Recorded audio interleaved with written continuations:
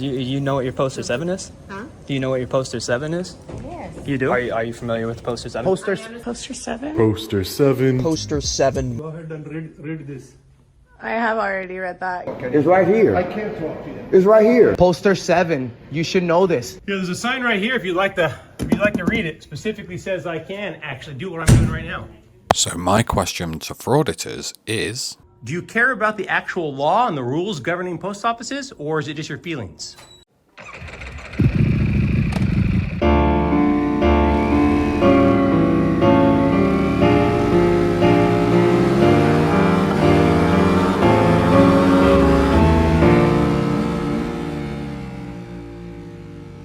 today I'm giving something back to a community that has given me so many laughs over the last year, and I'm also providing a public service for some of their victims. If you work for the US Postal Service, or if you're an unemployable loser with learning difficulties who likes to record videos on a Maris Piper while carrying in the post office under the guise of being a self-appointed, unsanctioned, uninvited, unofficial auditor, then this video is for you.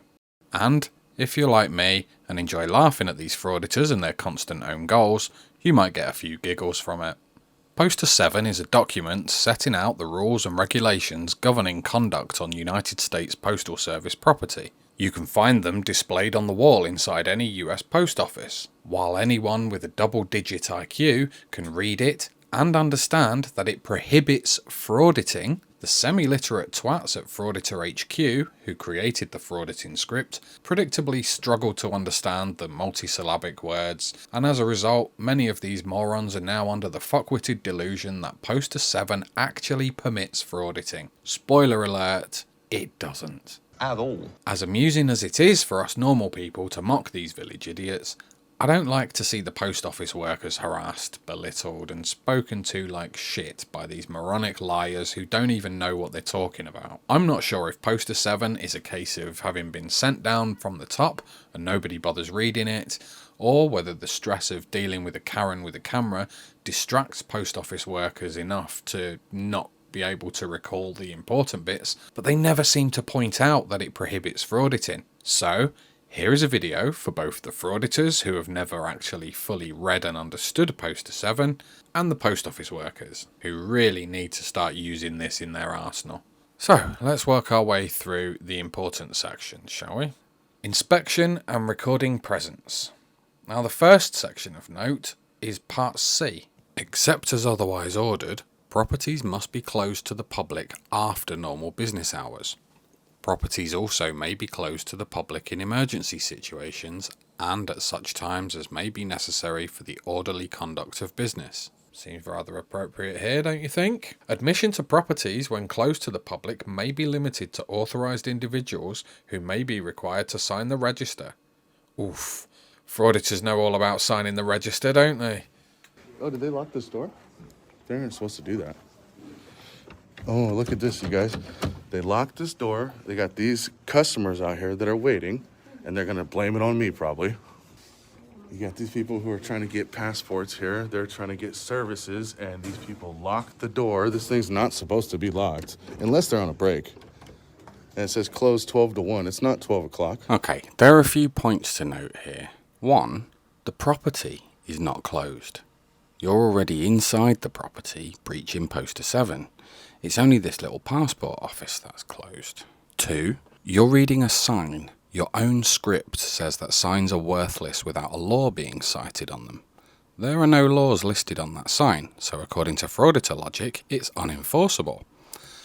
But okay, I'm willing to accept your insinuation that you're a frauditor who actually adheres to any signs put up by authorised post office staff, which, to be fair, is actually following Poster 7 rules. So fair play to you for that. But that brings me to 3. If we pause on the mint green sign that somehow he didn't spot, we can see it says post office submissions are done by appointment only. And we have reached our limit for the day. And if we combine these two screenshots of the bottom sign, that again the frauditor somehow missed, we can see it says, this passport office can accommodate walk-in customers during the following times. Tuesdays 10 AM till 11 PM, Thursdays 2 p.m. to 3 p.m, and Fridays 11 a.m. until noon. It seems a bit strange to me that he couldn't see either of these two signs. Could it be possible that a frauditor is being hypocritical and disingenuous? Surely not. 4. Frauditors love to bang on about how it's the employee's job to protect customers from HIPAA violations, which they try to do by putting up Poster 7, but as we know, no frauditor has ever been able to demonstrate a proper understanding of Poster 7, though we may have just seen the first one. Now, I'm not 100% sure how this passport office inside a post office deals with passport applications, but I know our passport offices in the UK will take your full name and your date of birth with the application, or to confirm the application, or to confirm your details match the passport you're collecting. By locking other walk-in customers out while each customer is dealt with, it prevents any Karens from barging in, recording people's personal data and then uploading it uncensored to this public website. So it seems strange to me that a frauditor would complain about post office staff preventing HIPAA violations. And 5, it's not supposed to be locked. Really? So now we're supposed to believe that not only does this man lack the ability to understand Poster 7, and he has such poor eyesight that he can't even see 2 of the 3 signs on the door right in front of his face, but we're supposed to accept that he knows the policies of this post office inside out. Nah, mate, you mean I don't think this door should be locked? Emphasis on the first 3 words, of course. A lot of people are starting to get pissed off, and then they cause a scene and make it seem like it's my fault. Really? Wow, this guy must be new to frauditing. I've seen hundreds of these videos, and 99% of the time, it's the frauditor causing the scene. So I know who I'd bet causes a scene here. Surely a frauditor's not going to use projection as another piss-poor attempt to score a dishonest point against normal people. May I help you, sir? You're getting in the way of my customers. I'm next in line. I asked Getting you, in the way of my customers. but I just asked you. I'm not a customer? And there it is. The guy's trying to do his job and serve the actual customers, but this moron is getting in the way and causing a scene, just as predicted. And which of the two is raising their voice and demanding to be allowed to breach Poster 7? Of course it's the frauditor. Like and subscribe now for more dead cert betting tips like that one. And then we come to conformity with signs and directions. All persons in and on property shall comply with official signs of a prohibitory or directory nature and with the directions of security force personnel or other authorised individuals. Basically meaning, if a post office worker tells you to do something, or not to do something, while on post office property, or a post office worker puts up a sign that tells you to do something, or not to do something, you must comply with it. So in other words, if a post office employee puts up a sign that says no photographs, no video recording, you cannot record in there. And then the specific restrictions section. And first up, we have disturbances. Disorderly conduct, or conduct that creates loud and unusual noise, or which impedes entrance to or departure from post offices or otherwise obstructs the usual use of entrances, foyers, corridors, offices, elevators, Okay, this is an unlawful detainment. stairways and parking lots, or which otherwise tends to impede or disturb the public or employees in the performance of their duties, or which otherwise impedes or disturbs the general public in transacting business or obtaining the services provided on postal service property, is prohibited. Now tell me that doesn't perfectly describe a fraudit, on several fronts too. The next section of relevance here, public assembly and public address. Leafleting, distributing literature, picketing, and demonstrating by members of the public are prohibited in lobbies and other interior areas open to the public. Public assembly and public address, except when conducted or sponsored by the Postal Service, are prohibited in lobbies and other interior areas open to the public. Does kicking up a fuss, or does conducting your so-called activism or redressing your government not count as public assembly and public address, especially when you're doing it in a group? And now we come to the section we're all familiar with.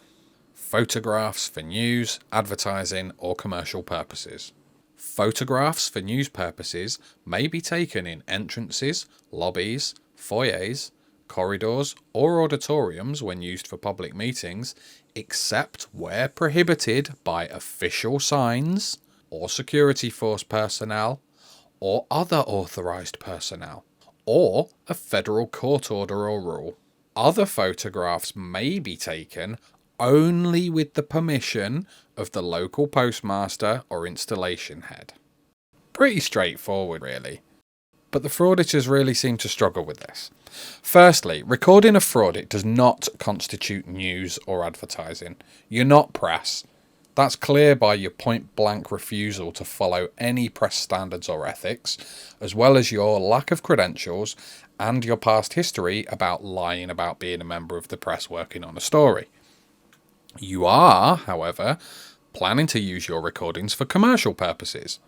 So this section does apply to frauditors, just not in the way they seem to think. Now the key bit here is where the frauditor only reads the first section and stops reading when they reach the word except.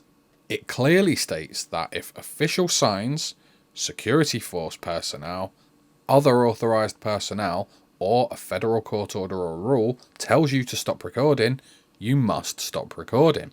This is also backed up by the section we've already read through on conformity with signs and directions. Now imagine the frauditor tries moving the goalposts. Oh, as if they'd try doing that. And suddenly they're not a member of the press working on a fictional story anymore. Now they're just a man with a camera. Well, the last sentence has you covered there, doesn't it? Other photographs may be taken only with the permission of the local postmaster or installation head. And again, this is backed up by the section we've already gone through on conformity with signs and directions. Even if you were born on the day that this document was published, you would be more likely to understand this than to not. And yet many of these frauditors are in their 30s, 40s and 50s. Fully grown adults, able to vote, some of them even able to operate heavy machinery, and they can't even read 2 sentences. It's fucking embarrassing. I find it incredibly disturbing that an entire community, subculture, cult, whatever you want to call it, has had access to this document for nearly 8 years, and not one of them has managed to read that section yet. And they still haven't managed to understand it collectively. But with intellectual featherweights like that, is it any wonder they don't understand? I mean, they don't even understand the very amendment they claim to be fighting to protect. But of course, there is the possibility that some of these people have read and understood it, and they just pretend not to. Because, as we all know, you've got to lie to fraud it. It seems the few frauditors I've managed to speak to about this also have trouble reading and understanding Poster 7. The fuckwit then hid further replies to try and make out that he'd had the last laugh or some such bollocks. You know, like when they tell police officers they're dismissed after the policeman's already started walking off. Fucking idiots. Like little children. Well, that's it for this video. If you liked it, please give it a like, subscribe to the channel and leave me a nice glowing comment down below. If you didn't like it, please feel free to bitch and moan in the comments, but I can't guarantee I'll take you seriously. Until next time, cheers.